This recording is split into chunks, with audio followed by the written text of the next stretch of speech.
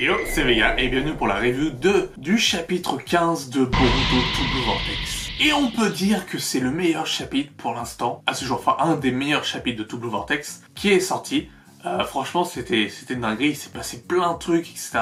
Moi qui se plaignais qu'il se passait pas grand chose dans To Blue Vortex, c'est que des fois les reviews c'était vide ou des fois c'était des événements très rushés. Là c'est encore rushé encore. Ils auraient pu prendre encore un peu plus leur temps, mais vu que c'est un manga mensuel, bah, ils ont besoin quand même que ça aille vite. Et il y a beaucoup d'informations, beaucoup de choses intéressantes et beaucoup d'éléments qui se passent. Et que enfin on a de l'exposition, enfin il se passe des trucs en dehors de Konoha.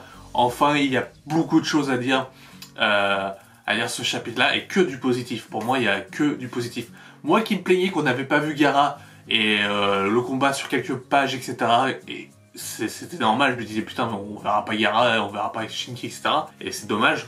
Bah si, en fait si, on commence par un flashback, parce que du coup ça se passe avant que Ryu, le nom du Shinju, naisse. Et c'est vraiment intéressant, parce que du coup on voit que Gaara, qui a quand même un sacré niveau, veut protéger Shinki et ses amis, enfin Shinki et ses camarades, et qu'en fait bah du coup il se fait blesser. Par contre j'ai pas très bien compris le fait qu'il se fasse sceller. Gaara se fait sceller pour éviter de mourir, pour quelle raison que Gaara se fasse sceller. Voilà, parce qu'on peut le soigner, je veux dire, Sakura elle peut aller à Suna et soigner Gaara. Peut-être c'est ce qui va se passer, hein. Peut-être parce que là, en ce moment, enfin avec le retour de Sakura du chapitre précédent et le retour de Gaara dans ce chapitre-là, je pense que Gaara aura un rôle à jouer. Surtout vu le vœu de Shinju Ryu, donc de Shinki, son fils, qui veut bouffer Gaara. Voilà, donc parce que en lui parlant, en disant ouais bon finalement t'es intéressant, etc. comme Shinju, enfin comme personne. Donc il faut que tu saches qui t'as envie de dévorer pour avoir plus de conscience. Voilà, c'est la recherche de conscience et du soi des Shinju. Shinju sont très philosophes, faut le savoir. c'est des Freud. Shinju c'est des Freud, c'est des Kant, etc. Donc voilà, mais en tout cas le combat était très sympa.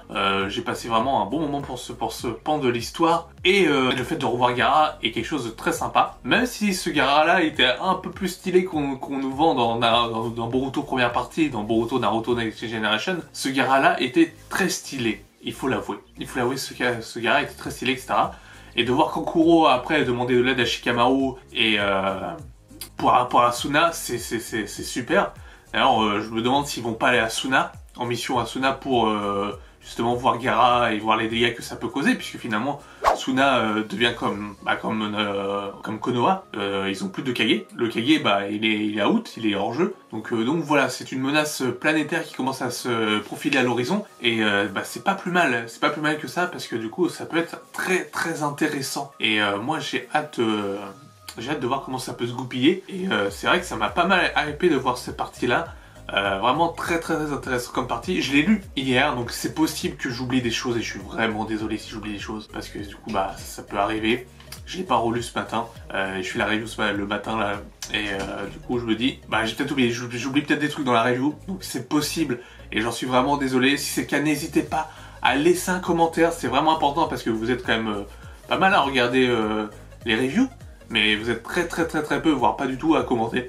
Donc n'hésitez pas à commenter, c'est très important, et à laisser un petit pouce. N'hésitez pas à commenter et à laisser un petit pouce pour le soutien, c'est vraiment très important et ça peut aider énormément. Donc voilà, on va passer à la deuxième partie qui pour moi est aussi tout aussi intéressante, c'est l'état d'esprit de Kawaki, le dialogue Boruto-Kawaki. Un dialogue très enrichissant en termes d'informations. On a énormément de choses dans le dialogue Boruto-Kawaki. Alors Kawaki retrouve Boruto, ils vont se parler, etc. Ils vont parler forcément de Momoshiki, du fait que Kawaki a remarqué que Boruto n'a jamais utilisé le Kama avant, enfin depuis son retour, que Boruto n'utilise pas le Kama. Et Kawaki dit bah t'arrives pas à utiliser le Kama. Et du coup, on a la confirmation que pendant l'ellipse, avec Sasuke, contre Code, Boruto avait utilisé le Kama pour pouvoir défaire Code et s'enfuir. Et à partir de ce moment-là, il a été pris par Momoshiki. Ce qui veut dire qu'il n'a pas réactivé le Kama depuis ce moment-là, de peur que Momoshiki prenne entièrement le contrôle de Boruto. Or, dans le chapitre 1, on revient sur le chapitre 1 comme le mois dernier, sur le chapitre 1, on voit que Boruto utilisait le Kama. Donc, à un moment donné, Boruto va essayer de dompter Momoshiki. Dans quel sens? Est-ce que c'est Momoshiki qui va finalement prendre le dessus sur Boruto à ce moment-là? Je ne sais pas. mais en tout cas il utilise le Kama. À ce moment-là il utilise le Kama, donc il va nous expliquer comment il a réussi à dompter Momoshiki, puisque ça fait 2 ans, puisque ça fait, il s'est entraîné 1 an avec Sasuke et 2 ans avec Kashin Kojin, donc il a utilisé le Kama il y a 2 ans. En 2 ans, de pas utiliser le Kama et que d'un coup ça marche bien. Il faudra nous l'expliquer. À moins qu'il y ait une coalition qui va se faire entre Momoshiki et Boruto, ce qui est fort probable, et ce qui est fort intéressant aussi dans ce dialogue, fort intéressant dans ce dialogue, c'est aussi la coalition entre Boruto et Kawaki, les frères ennemis qui deviennent amis par obligation, par devoir, parce que du coup il y a une menace planétaire, les Shinju et surtout Jura. Et du coup, Boruto demande l'aide à Kawaki. Il dit, bon bah écoute, là j'ai besoin de toi, faut que tu m'aides. Et Kawaki dit d'accord, ok, bon, enfin il est un peu dégoûté, mais il dit, bon bah, il lui traite même espèce d'ordure, il fait, vas-y mon frère, Boruto il fait, vas-y mon frère, on va s'entraider. Et Kawaki il fait espèce d'ordure, vas-y, on va s'entraider. Et juste après, Boruto, enfin juste après, non c'est un peu juste avant, mais bref, Boruto lui dit que après, une fois qu'ils se sont débarrassés des Shinju, ils pourront s'affronter et il pourra tuer Boruto pour qu'il se débarrasse des Otsutsuki, parce que pour lui les Jubi, les Shinju, etc., tout ça c'est à cause des Otsutsuki. Donc voilà. Donc et bon, et il a pas tort, hein. Genre, sans Otsutsuki, il y aura pas de bijoux, sans Kama, enfin je veux dire sans code, il y aura pas eu de Kama, enfin il y aura pas eu de Kama si, mais je veux dire il n'y aura pas eu de Kama sans Otsutsuki, sans code, il n'y aura pas eu de Jubi, donc sans autant de fascination envers les Otsutsuki de code, il n'y aura pas eu de Jubi non plus, enfin de Shinju, etc. Donc, très intéressant comme dialogue. Du coup, les frères ennemis qui s'associent pour essayer de vaincre les bijoux, mais Boruto lui dit à Kawaki, comme on avait vu sur la page de du spoil du mois, Boruto lui dit qu'il est pas assez fort, que Kawaki n'est pas assez puissant, et que du coup ça mettrait du temps s'il devait libérer Naruto et qu'il devait s'entraîner avec. Déjà, franchement, je doute personnellement que si tu séquestres une personne pendant 3 ans et que tu la libères et que tu dis bon bah maintenant il faut que tu m'entraînes, je doute que cette personne va t'entraîner. Honnêtement. Peut-être que Naruto il est con, etc. Ok, c'est Naruto, c'est une bonne poire, etc. Donc ça pourra peut-être marcher. Mais honnêtement, tu fais ça à n'importe qui, à moins la personne elle te dit, va te faire foutre. Clairement, c'est clairement ce qui peut se passer. Donc voilà. Donc, fait amusant, c'est encore Amado qui a caché la puissance de Kawaki. Et oui, Kawaki n'est pas à 100% de ses capacités à cause d'Amado. Amado a restreint Kawaki pour sa propre sécurité et pour je sais pas quoi en fait. Et c'est un peu nul, Je veux dire, ça fait Kawaki il restreint Amado il restreint la puissance de Kawaki, il restreint la puissance de Code, etc. Je veux dire, ok, mais c'est pas une machine à power-up, Amado. Je veux bien que ça soit des androïdes et qu'ils ont besoin de personnes, mais je veux dire, c'est trop facile. Si, ah bah tiens, mince, je suis pas assez puissant, bah tiens, viens voir Amado et t'as bloqué ta puissance. Mais si c'est le cas depuis le début, on aurait pu Ishiki, hein. Je veux dire, Kawaki, il aurait pu carrément battre Ishiki facilement. Ça n'a aucun sens. Mais je sais pas pourquoi il a refusé d'aider Kawaki à augmenter son potentiel, mais c'est vrai que c'est assez étrange quand même comme façon de gagner des power-up, et c'est aussi une façon très facile, parce que s'il suffit de faire ça pour gagner un power-up, sans que ça raconte quelque chose, bah c'est peut-être le plus côté négatif du chapitre, c'est le power-up de Kawaki, mais on en a besoin, puisque Kawaki était pas au niveau. Il fallait que Kawaki prenne du niveau, donc bah il fallait une ficelle scénaristique, un Deus Ex Machina pour pouvoir du coup rendre Kawaki plus puissant. Mais c'est un peu nul. Moi j'aurais préféré qu'il s'entraîne ou qu'il ait les 10 chemins, c'est-à-dire que Boruto lui apprenne les techniques qu'il connaîtra plus tard pour Kawaki pour qu'il devienne plus puissant. Ça aurait été sympa, ça aurait fait quelques chapitres d'entraînement, etc.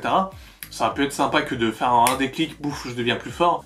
C'est trop facile et c'est un peu décevant. C'est un peu dommage, Et dernier point du chapitre, c'est le retour de Code. Et oui, Code est de retour pour se faire humilier. Ouais, comme d'habitude. Code va voir les Shinju et bah il se fait défoncer, il se fait décapiter le bras, il se fait arracher son bras, du coup il le soigne avec ses griffes, enfin bref. Code se fait humilier. Mais Code a un marché avec du coup les Shinju, avec Jura. Il dit que s'il tue Boruto, alors à son niveau il ne tuera jamais Boruto, même si lui il dit bah attends c'est de la tarte, c'est facile, je vais tuer Boruto facilement, il n'y a pas de souci. Non Code, tu t'es fait déjà défoncer la dernière fois, t'as fait crever par la Rasengan Uzoiko de Boruto. Là non, tu n'as pas le niveau pour Code, à moins que d'un coup tu vas revoir Amado et que Amado a forcément un nouveau power-up à te donner. Tu n'as clairement pas le niveau de battre Boruto. Je te le dis tout de suite, t'as pas le niveau pour battre Boruto. Mais En tout cas, il dit que s'il arrive à tuer Boruto, c'est-à-dire qu'il y aura une confrontation obligatoirement entre Code, ou peut-être qu'il aura un power-up, mais en tout cas entre Code contre Boruto et Kawaki. Si Code parvient à tuer Boruto, il pourra manger le fruit de l'arbre divin. C'est ce que Jura lui a promis. Il a dit, bah écoute, on servira de Kawaki comme pâture, et on te donnera le fruit divin pour toi si tu arrives à tuer Boruto, parce qu'il va le tuer Boruto pour d'obscures raisons. Si vous le savez, n'hésitez pas à me le dire en commentaire, parce que moi, je ne sais plus pourquoi Jura veut tuer Boruto. Je veux dire, pourquoi il veut tuer Boruto? C'est un Otsutsuki, ok, mais pourquoi? Pour quelle raison pour quelle motivation tu veux tuer Boruto, Jura? Et plus, tu voulais choper Imawari? Bon, après on comprend parce que peut-être qu'elle avait Kyuubi. Là, tu veux tuer Boruto. Mais pourquoi? Et ton vœu de manger Naruto, c'était pourquoi aussi alors du coup? Du coup, beaucoup de questions encore en suspens, mais en tout cas, c'était vraiment un chapitre très condensé. C'est passé énormément de choses vachement intéressantes. Du coup, je sais pas du tout comment je vais appeler cette vidéo. Mais en tout cas, c'était un vrai plaisir de l'avoir lu. Peut-être un des meilleurs chapitres de Two Blue Vortex qui est sorti, si ce n'est le meilleur chapitre pour l'instant de Two Blue Vortex. En tout cas, ça m'a bien hypé, j'ai pris vraiment du plaisir à le lire, et c'était vraiment très cool. Donc voilà, n'hésitez pas, comme je vous l'ai déjà dit, à liker et à partager et à commenter cette vidéo, même si c'est pour me dire qu'au Code, il s'est fait encore humilier, c'est un connard, ça me va. C'est important, c'est pour le référencement, etc. Et puis c'est même bien, c'est pour discuter aussi avec vous, comme ça je peux vous répondre individuellement. Donc ça peut être sympa. Donc voilà, n'hésitez pas. Sur ce, portez-vous bien, je vous dis à une prochaine. Ciao, ciao!